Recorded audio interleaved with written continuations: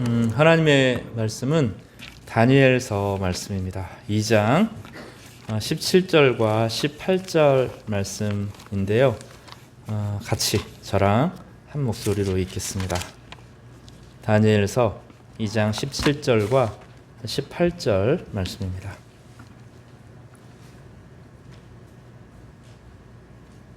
찾으셨으면 한 목소리로 읽을까요? 시작.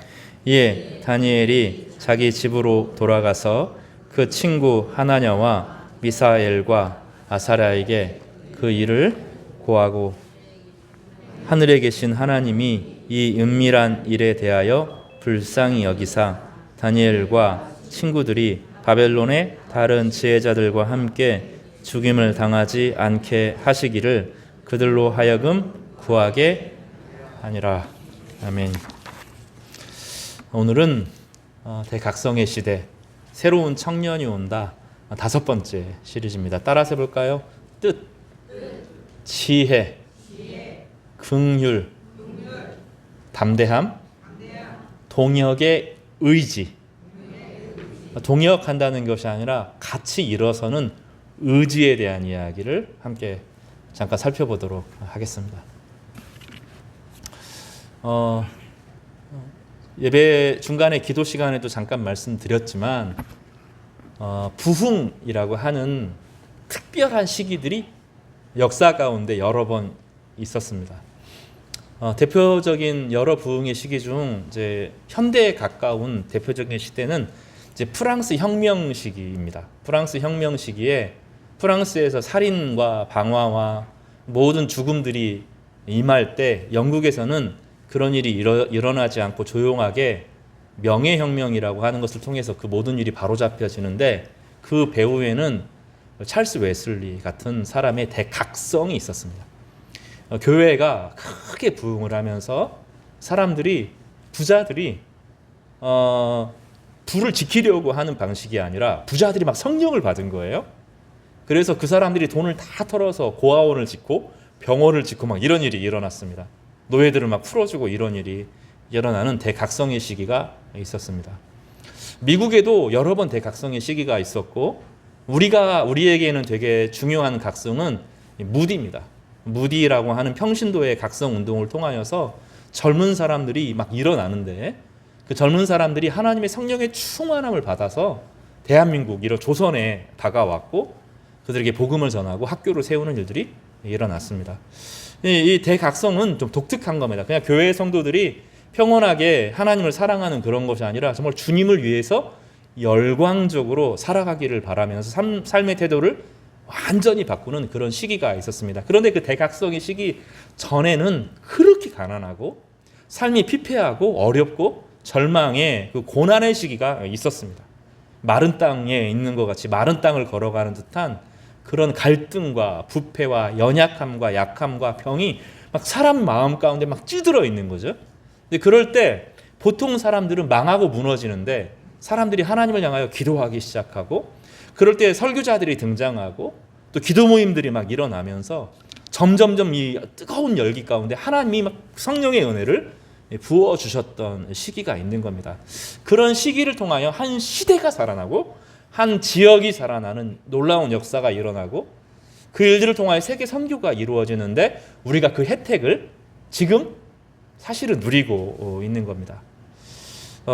지금 우리에게 필요한 것은 사실은 대각성, 부흥의 시대라고 저는 믿습니다. 그런데 대각성의 핵심은 성도들이 기도하는 데 있지만, 정말로 그 하이라이트는 뭐냐면 주님이 찾아오시는 것입니다. 물론 성도들 마음 가운데, 성도들의 의식 가운데, 성도들의 생활 가운데 주님이 함께 하셔요. 주님이 함께 하시는데 아주 강력하게 당신의 영광을 가지고 직접 방문하시는 것 같은 그런 일이 일어나는 겁니다. 오늘 성경에 보면 중간에 한번 살펴볼 텐데, 에스겔서에 그런 본문이 나와요. 에스겔서에 10장 14절과 22절에 보면, 여러분 다 기억해 보시기 바랍니다. 에스겔서 10장 14절에 22절은 이게 예레미야와 다니엘 시절의 중간기 정도 됩니다. 근데 하나님이 이 예루살렘 성전에서 짐을 싸시고 이제 그때 성령을 여러 가지로 묘사하는데 바퀴, 눈이 달린 여러 가지 기운, 능력 이런 그런 걸로 성령을 신비적으로 묘사하는 장면이 나오는데 성령 전체가 하나님의 권능을 갖고 있는 이 성령 전체가 예루살렘 성전에서 짐 싸고 나와요. 이사합니다. 이사하고 바벨론으로 옮겨버려요. 성전에 하나님의 영광이 없는 성전은 성전입니까? 아닙니까? 아니죠. 하나님이 거하시지 않는 성전은 그냥 텅 빈 건물에 불과합니다. 그러니 그 성전이 어떻게 돼요? 망하게 됩니다. 하나님의 영광이 떠나니까 망하게 됩니다. 하나님의 성전이 역할을 못하니 제사장들도 망하게 되고 그 나라 전체가 무너지는 비극을 경험하는데 그 후로 유다가 망하게 됩니다. 그러면 하나님의 영광이 어디 있는가 보았는데 나중에 보면 바벨론 강가로 옮겨요. 왜 바벨론 강가로 하나님의 영광이 옮기는가? 이 본문이 이제 오늘 중요한 내용입니다. 하나님께서 어디에 계십니까? 사드락과 메삭과 아벳느고의 불 가운데 계시죠. 그리고 나중에 예수님께서는 이것을 뭐라고 말씀하시냐면 큰 예루살렘, 그 당시도 예루살렘에 헤롯이 지은 엄청나게 큰 성전이 있었고 많은 예배가 드렸고 막대한 소가 죽고 이런 종교적인 큰 행사가 벌어졌는데 주님께서는 거기에 대해 영광이 있지 않다고 말씀하시고 두세 사람이 내 이름으로 모인 곳에 내가 함께 있다고 하셨습니다. 그것이 교회의 원형이 됩니다. 그러니까 교회는 사람들의 동역, 사람들의 친함이 핵심이 아닙니다. 교회는 두 가지가 있어야 되는데 하나는 따라서 해볼까요? 성삼위 하나님을 향한 예배. 그 예배의 정점은 무엇입니까? 기도입니다. 우리가 하나님 앞에 드리는 기도를 하나님께서 받으시는 그게 예배의 정점입니다. 그래서 우리는 우리의 고통과 아픔과 특별히 무엇을 가지고 주님 앞에 나아갑니까? 상한 심령을 가지고 주님 앞에 나아갑니다. 그러면 주님께서 그 상한 심령을 받으시고 우리를 치료하여 주십니다. 회복시켜 주십니다. 이것이 예배에서 일어나는 최고의 정점입니다. 또 하나 예배가 있습니다. 또 하나 예배는 무엇이냐면 따라서 해볼까요? 예수님을 따르는 삶. 우리는 우리의 고통을 하나님께 드리기만을 바라지 주님을 따라 살려고 하지 않아요. 주님을 묵상함이 없습니다. 늘 내 문제를 하나님 앞에 고하는 것을 예배로 그치는데 그게 아니라 주님을 배워가는 거죠. 주님을 배워가는 것은 무엇입니까? 겸손해지는 겁니다. 예수님께서는 자신의 영광을 낮추셨고 비우셨어요. 낮은 자들과 함께하고 손해를 감수하고 아픔을 감수하며 연약한 자들과 함께하는 세상 사람들이 볼 때는 바보 같은 삶이 있는 겁니다. 그래서 성도의 삶은 요즘 시대의 정신하고는 완전히 다르죠. 요즘 시대는 단 1%도 손해보면 안 된다는 거잖아요. 돈도 손해보면 안 되고 무엇을 손해보기 싫어요? 내 감정이 손해보는 거 싫잖아요. 상대방과의 감정 가운데서 조금도 손해보이지 않는 거죠. 근데 주님은 어떻게 하셨어요? 늘 손해보셨어요. 늘 바보 같으셨어요. 늘 자신을 낮추셨고 사람의 비난을 감수하셨고 하나님의 영광을 위하여서 바보가 되는 길을 택하셨습니다. 그래서 이것을 삶의 예배라고 부르는데 공동체적인 예배 안에서 또 우리가 함께 드리는 예배 가운데 우리의 기도를 하나님께 아뢰는 것이 있다면 우리의 경배와 찬양을 성삼위 하나님 앞에 드리는 것이 있다면 우리 삶 안에서는 열심히 살아가지만 마지막에 가서는 손해보는 그런 일이 따라오는 것입니다. 그리고 그리스도인들은 사실은 바보같이 손해보는 지점이 있는 겁니다. 내가 그리스도인이라고 하면서 세상에서 인간관계 안에서 전혀 손해보는 게 없다. 그러면 주님을 따르는 데는 실패하고 있는 겁니다. 늘 갈등해야 돼요. 늘 손해보는 게 자연스러운 사람은 하나도 없습니다. 그래서 손해를 보고 내가 한 발짝 물러설 수 있을까? 갈등이 늘 있는 거예요.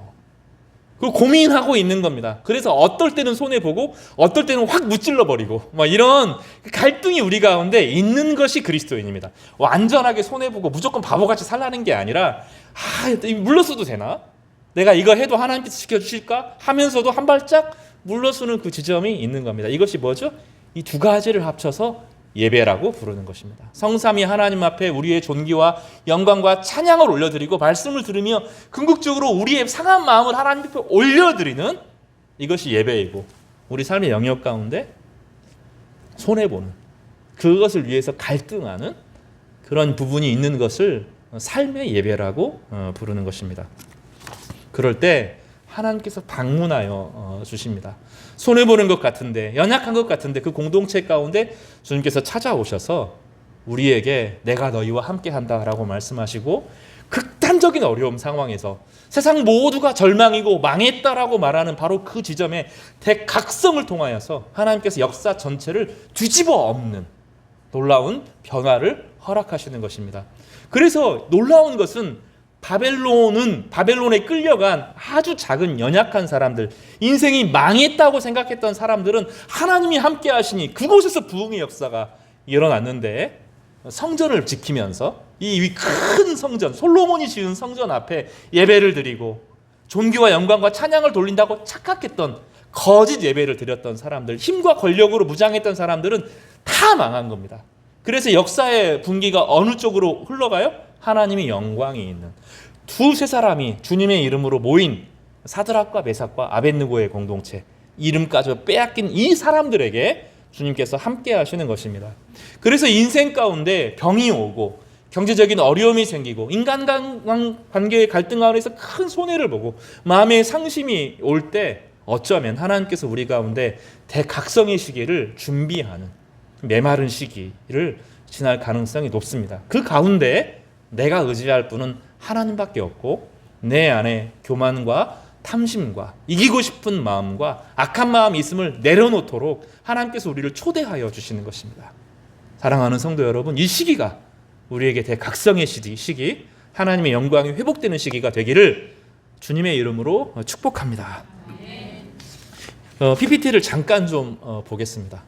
몇 장 사진을 좀 저희가 살펴볼 텐데 보여주세요. 보이나요? 윤동주, 유고, 보존, 정병욱, 생가 뭐 이런 이야기가 나오죠. 무슨 얘기냐면, 좀 넘겨주세요. 간략하게 좀 보겠습니다. 몇 장이 더 있을 거예요? 윤동주, 하늘과 바람과 별과 시 뭐 이런 책들이 좀 나와 있죠. 거기 가면 광양인데, 광양에 그게 있습니다. 한 장 더 넘겨주십시오. 뭐 이런 외적인 풍경을 가지고 있고요. 한 장 더 넘겨주세요. 마지막 장일 건데 요런 장입니다. 무슨 얘기냐면, 이제 꺼주세요. 윤동주라는 시인 여러분 잘 아시죠? 뭐 또 윤동주 얘기냐. 그런데 비하인드 스토리 하나 얘기를 좀 하겠습니다. 윤동주가 한글로 시를 썼습니다. 한글로 시를 썼는데 출판을 하지를 못했어요. 여러 가지 문제가 있어서. 그리고 이 시의 여러 가지 부분이 일본의 검열에 의해서 다 없어지겠다, 그런 생각을 한 겁니다. 근데 이제 시를 쓰고 이 시를 자기가 한 부 가지고 이제 일본 유학이 결정되어서 히라누마 도주라고 하는 이름으로 창시를 개명을 하고, 마음에 불편하죠. 내가 민족을 가지고 있고 또 하나님의 백성인데 이름을 빼앗기는구나, 이런 아픔을 가지고 일본으로 이제 가게 됩니다. 근데 자기 시가 걱정이 되는 거죠. 그래서 시를 두 부를 베낍니다. 손으로. 마지막에 봤던 그 화면에 보이는 그게 친필 원고인데, 시를 세 부를 만들어요. 하나는 자기가 가지고, 하나는 이제 맡기는데, 한 부는 소실이 되고요. 한 부는 이 정병욱이라고 하는 후배가 그 시를 맡습니다. 자기가 윤동주가 너무나 아끼는 시 이제 후배인데, 이 사람도 문학하는 후배죠. 근데 시를 읽어보니까 이 시는 없어지면 안 되는, 대한민국의 조선의, 그 당시는 조선이죠.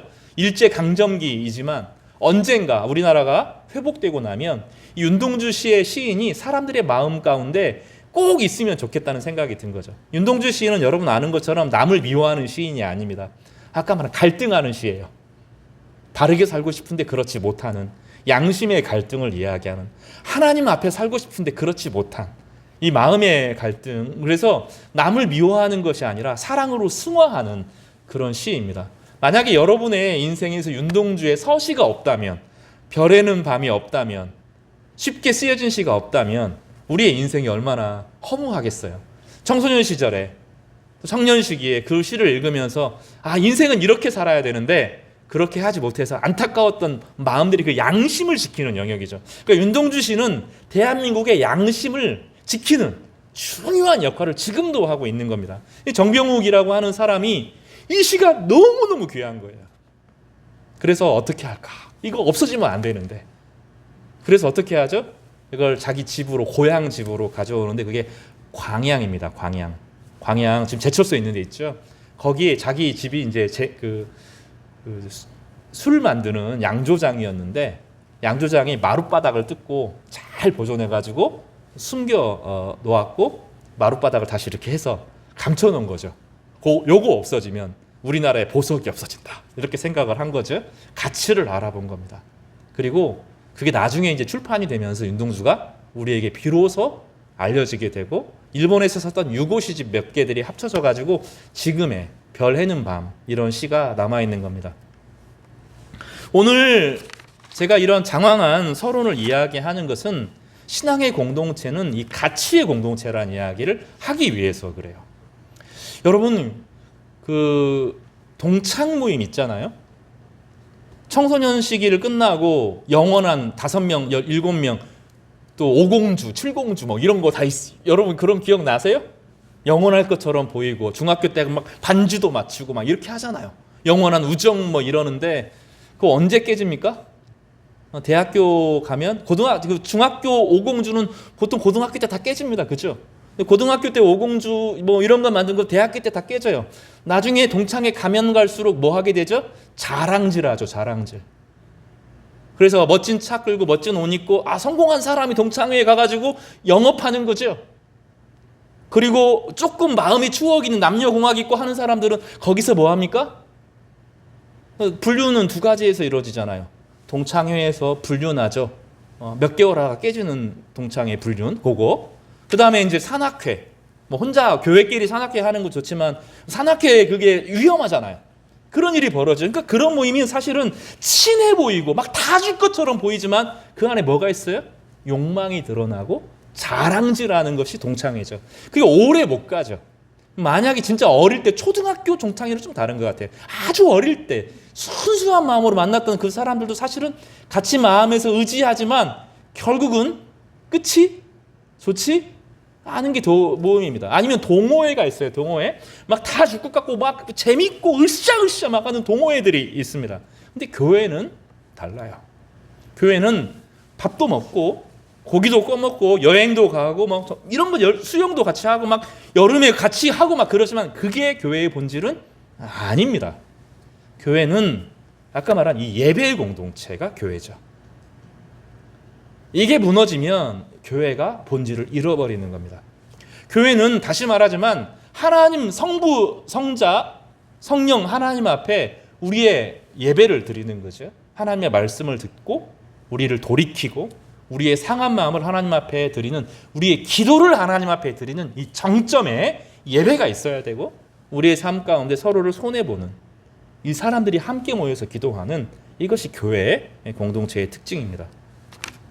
오늘 그래서 이것은 재미, 추억, 즐거움, 분위기 이런 게 아니라 의지가 필요해요. 의지. 내가 바른 것에 내 인생을 걸겠다. 예수님을 따르는 데 내 인생 전체를 걸겠다라고 하는 그 기본적인 마음이 교회를 이룹니다. 근데 그렇지 않으면 교회 안에서도 내가 손해보는 것 같아요. 내가 이만큼 헌신했는데 나를 알아주는 것 같지 않고 나 혼자만 교회 일 하는 것 같고 이런 마음이 드는 거죠.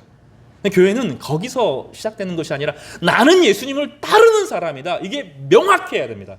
이 부분이 부족해지면 다시 말하면 하나님께서 나에게 나를 창조하셨을 뿐만 아니라 나를 이끄셨을 뿐만 아니라 나의 모든 죄를 자신의 아들을 위해 아들에게 대신 짊어지게 하셨고 나의 모든 죄가 사해졌으며 하나님이 더 이상 나를 죄인으로 취급하지 않으시고 하나님의 자녀로 당신의 자녀로 여기신다는 은혜 가운데 살아가는 거죠. 그래서 나의 모든 일생이 사실은 은혜였음을 고백하는 거죠.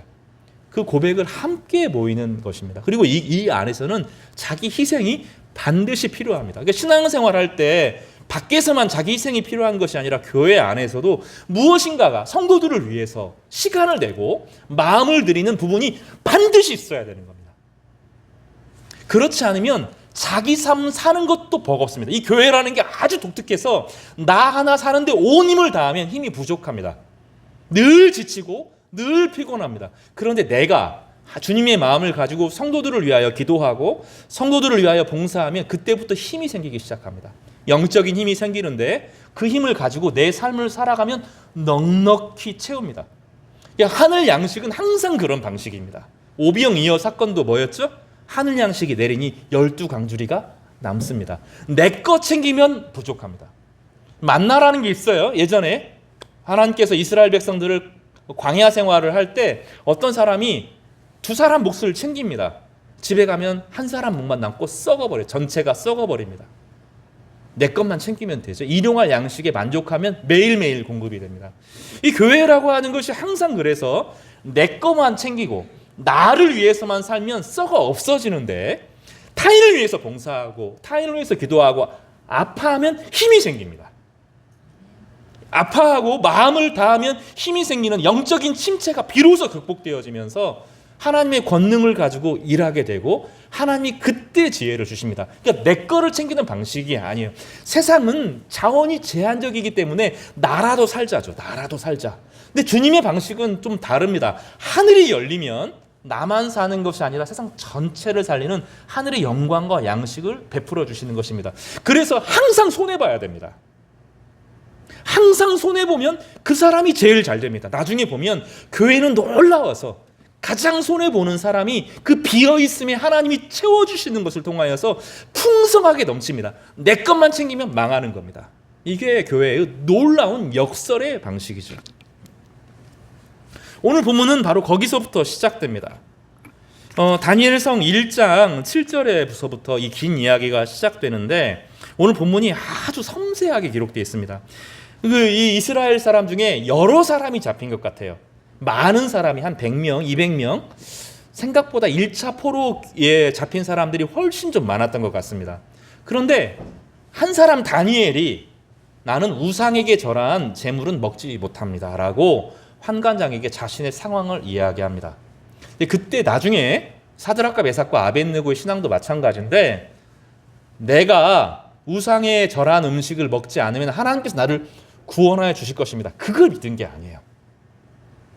나는 죽어도 좋으니 내 인생은 하나님께 달려있고 죽든 살든 그건 하나님의 몫이고 내 몫은 우상에게 절하지 않는 것입니다. 이것이 다니엘의 신앙 고백이었습니다. 사드락과 메삭과 아벳느고도 마찬가지예요. 내 인생은 하나님 것입니다. 처음부터 하나님에게서 나왔고 하나님과 동행하고 하나님이 십자가를 통해서 구원하셨고 성령으로 인치셨고 나의 모든 인생은 하나님께서 받으시니 나의 삶은 허무해 보여도 짧은 인생이어도 하나님 앞에 영원합니다.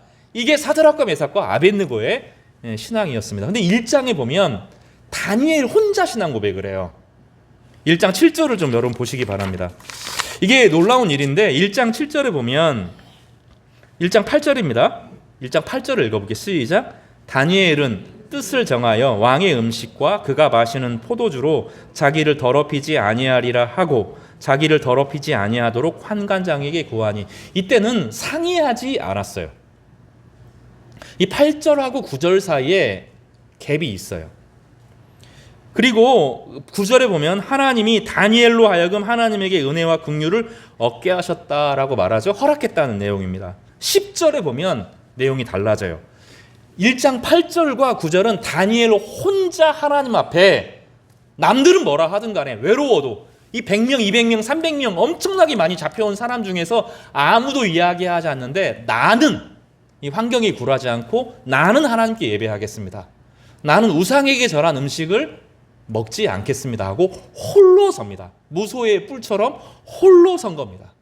그런데 10절에 가면 환관장이 너희들이라고 표현하죠. 보십시오. 환관장이 다니엘에게 이르되 내가 내 주 왕을 두려워하노니 그가 너희 먹을 것과 너희 마실 것을 지정하셨거늘 너희의 얼굴이 초췌하여 같은 또래의 소년들만 못한 것을 그가 보게 할 것이 무엇이냐. 그렇기 때문에 너희 때문에 내 머리가 왕 앞에서 위태롭게 되리라 하니라. 여기 보면 8절 9절은 다니엘 혼자입니다. 그런데 10절에 넘어가면 환관장이 너희라고 말해요. 그 너희는 이스라엘 잡혀온 몇백 명의 사람들, 청년들이 아니라 그 중에 몇 사람만? 사드락과 메삭과 아벳느고까지 네 사람을 지칭하는 말입니다. 그러니까 1절에서 처음부터 이 사람들이 어릴 때 추나하고 막 어릴 때 기도 모임을 이룬 게 아니고요. 혼자 선 거예요. 혼자. 남이 뭐라고 하든 나는 믿음으로 살겠다. 나는 죽어도 좋다 일어나는데 10절에서 전환이 이루어지는데 사드락과 메삭과 아벳느고가 다니엘의 모습을 보고 그들의 편에 선 것. 다니엘 편에 선 것입니다. 아까 말한 제가 그 윤동주 시를 윤동주가 자기가 믿을 수 있는 두 사람에게 남겨두었는데 한 사람이 그 시를 귀하게 여기고 끝까지 지켜낸 것처럼 나는 윤동주의 편에 서겠다 이렇게 된 거죠. 믿음으로 섰을 때 비로소 공동체가 만들어지는 거예요. 한 사람이 앞서고 따라오는 겁니다. 때때로 같은 마음을 모아서 각자 기도하는데 마음이 모아지는 특별한 경우도 있어요. 근데 그런 경우는 거의 드물고 한 사람이 믿음의 용기를 내는 겁니다. 근데 그 용기를 내는 사람은 어렵고 힘들고 버거운 시절을 견디게 돼요. 너무 오래 두면 안 됩니다. 그래서 그 사람이 다니엘이 나는 하나님을 경배하겠습니다. 나는 하나님을 사랑하겠습니다. 내 인생은 하나님께 달려 있습니다. 다른 것은 하나님이 아닙니다. 나는 죽어도 좋습니다. 내 인생은 하나님에게서 나왔으니 하나님에게 돌아가는 게 마땅하고 단지 시간 차이인데 누구나 다 하나님 앞에 가는데 나는 당당하게 살다가 죽겠습니다. 이 고백은 죽겠다는 얘기죠. 살겠다는 얘기가 아니죠. 나는 우상의 음식 먹지 않고 죽겠습니다. 그 고백을 한 거죠. 사드락과 메삭과 아벳느고가 다니엘을 본 겁니다. 그리고 다니엘의 편에 선 겁니다. 신앙은 어느 편에 서느냐의 문제예요. 여러분, 믿음으로 헌신하는 성도들 편에 서시기를 바랍니다. 기도하는 사람들 편에 서시기를 바랍니다. 여러분 지금 어디에 소속돼 있어요? 동창회도 있을 거예요. 그렇죠? 꼭 나쁜 건 아니에요. 좋은 동창회도 있어요. 좋은 동호회도 있어요. 그런데 너무 마음을 주지 마십시오. 어느 선까지만.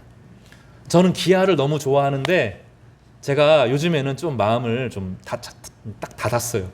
언제 계기가 있었냐면 제가 아주 좋아하는 선수가 있었는데 딱 부상을 당할 뻔한 적이 있었거든요. 마음이 철로 가면서 공 던진 사람이 막 미워지더라고요. 그때 내가 너무 지나치다. 기아 없이는 못 살아.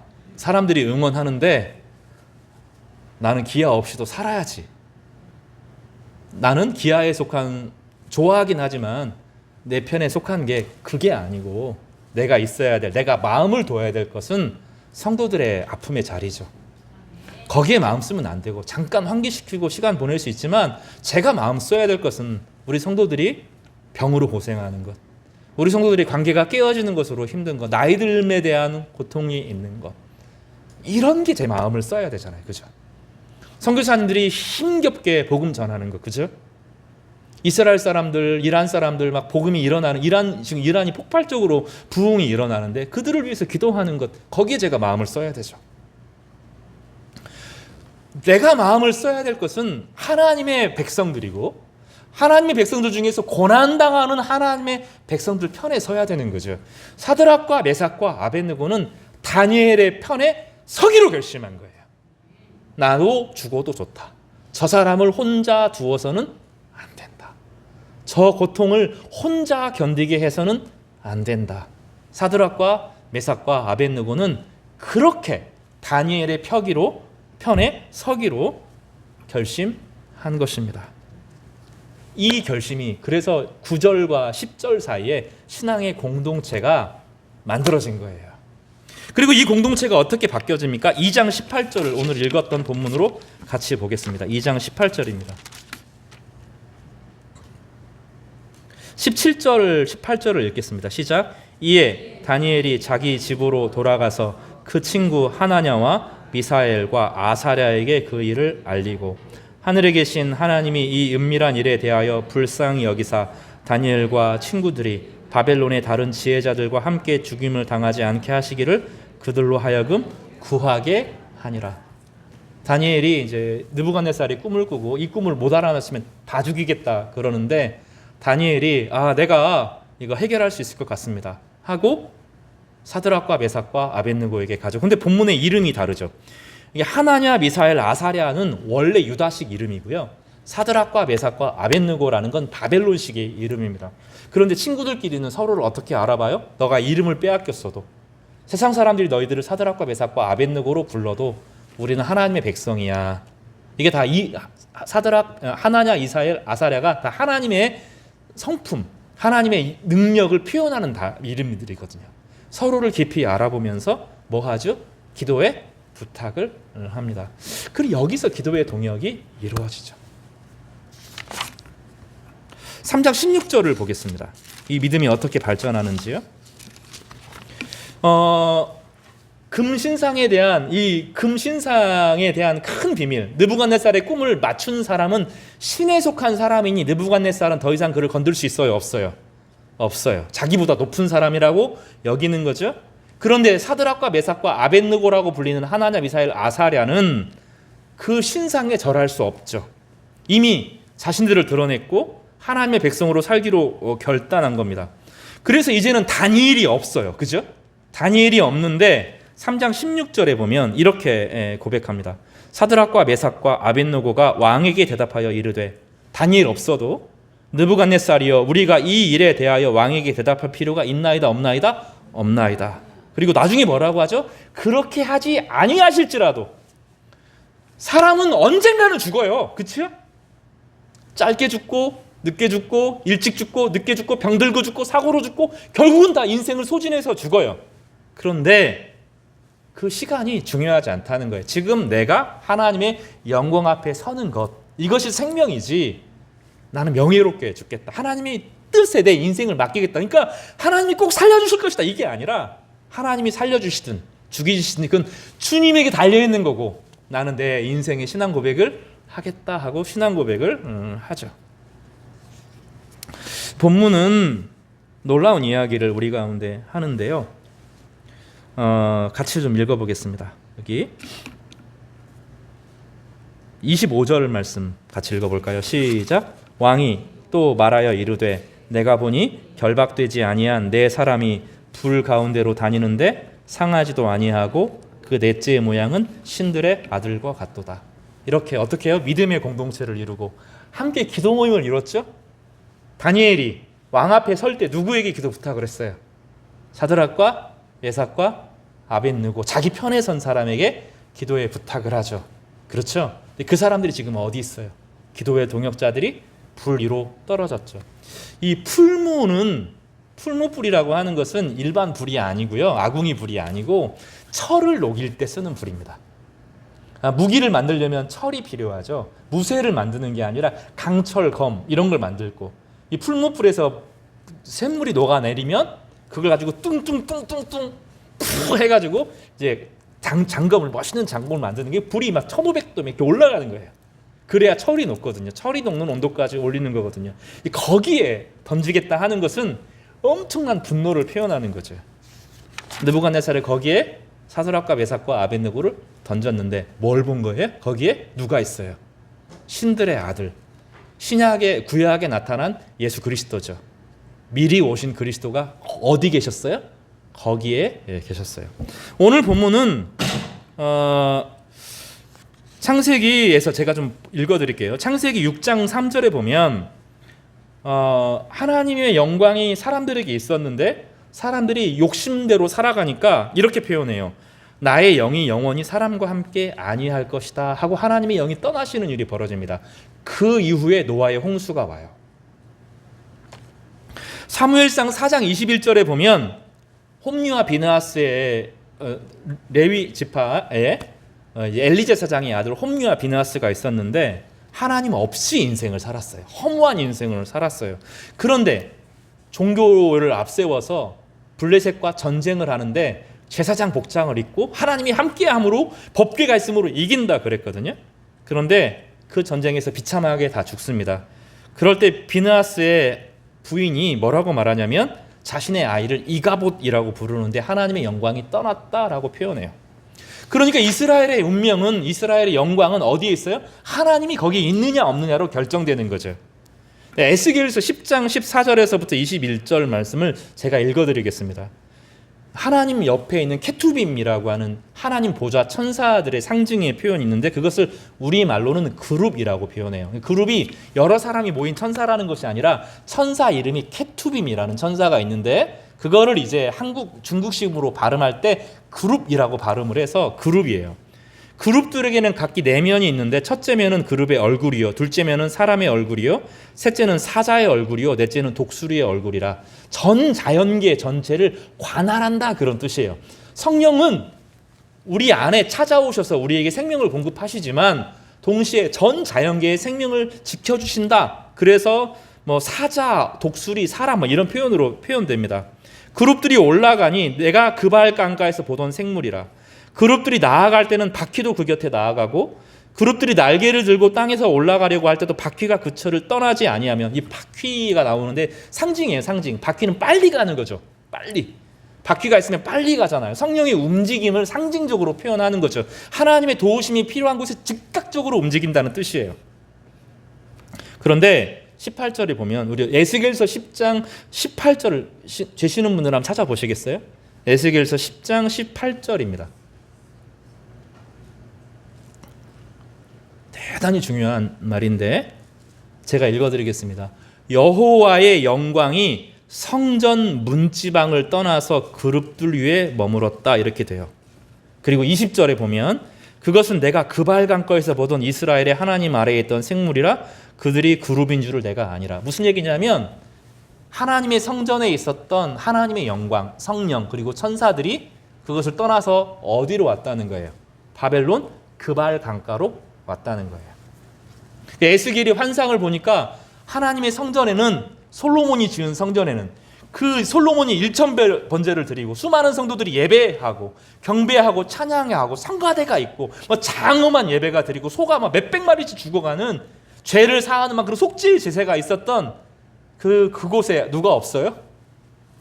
하나님의 영광도 없고 천사들도 없어요. 그런데 이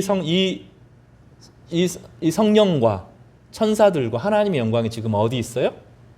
바벨론 강가에 있죠. 왜 있습니까? 거기에 믿음으로 고난당하는 믿음의 공동체가 있었죠. 그 공동체가 하나님의 영광이 지금 어디에, 하나님의 영광의 본체는 예수 그리스도신데 예수 그리스도가 지금 어디 계십니까? 사드락과 메삭과 아벳느고와 함께 계시죠. 거기에 하나님의 영광이 있는 겁니다. 대각성이라고 하는 것은 하나님이 찾아오는 것을 말해요. 우리가 신앙생활하면서 하나님이 함께 하십니다. 늘 함께 하시지만 그 강력한 영광으로 찾아오셔서 성도들의 삶 전체를 송두리째 바꾸어내는 것. 삶의 태도 전체가 바뀌는 것이죠. 그 역사가 일어날 때 한 나라가 집단적으로 소생됩니다. 그 신앙 공동체 때문에 나라 전체가 살고 사회 전체가 살아가는 거예요. 그런데 이 살아나는 직전에 어떤 일이 있어요? 성도들에게 극단적인 고난이 있어요. 여러분 생각해 보세요. 다니엘과 사드락과 메삭과 아벳느고 보기 좋지 않아요. 자기 친구들 잘 나가는 사람들은 다 예루살렘에 머물러 있었다니까요.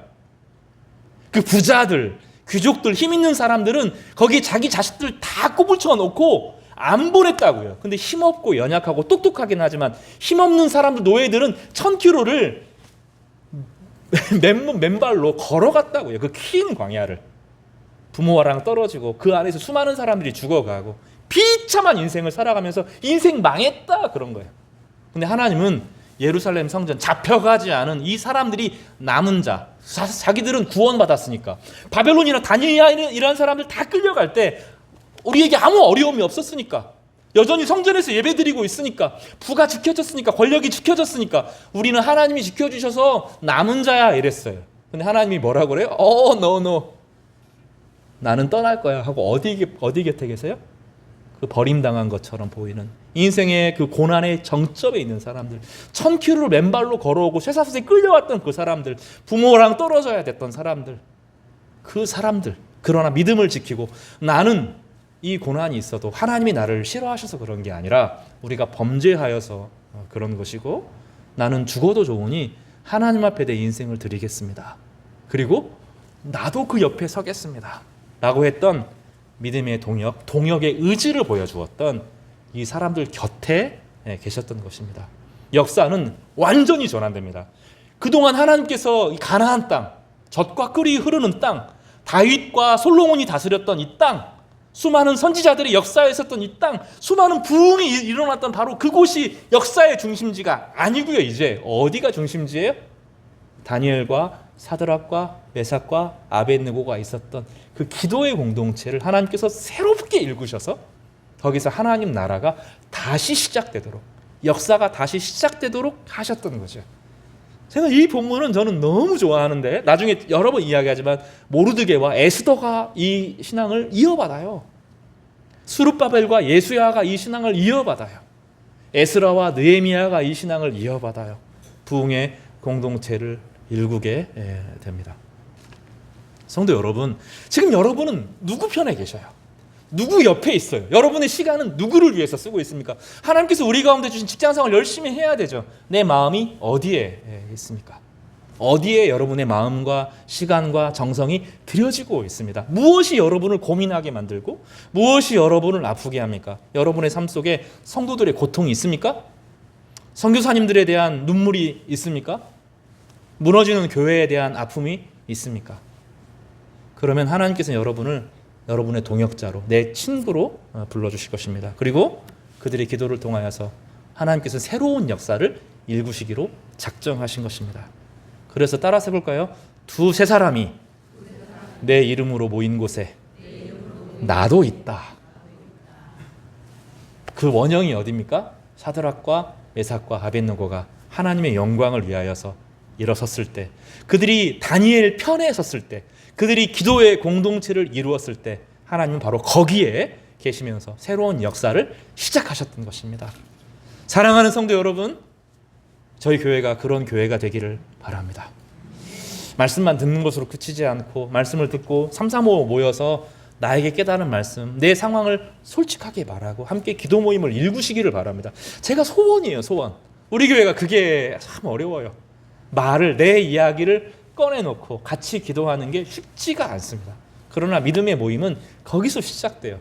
두세 사람이 주님의 이름으로 모여서 자신의 아픔과 고통을 이야기하고 하나님의 영광을 위하여 일어설 때 하나님은 그곳에 찾아오시고 방문하시며 그들의 마음을 움직이시고 새로운 역사의 주인공이 되게 하시는 것입니다. 이런 은혜가 우리 모두에게 임하기를 주님의 이름으로 축복합니다. 한 가지만 기억할까요? 동역의 의지. 동역이 아니라 동역의 의지, 하고자 하는 마음입니다. 여러분, 성도 옆에, 고난당하는 사람 옆에, 믿음의 일을 위해서 일하는 모든 사람들 옆에 함께 거하시는 우리 귀한 성도님 되시기를 주님의 이름으로 축복합니다. 기도하겠습니다.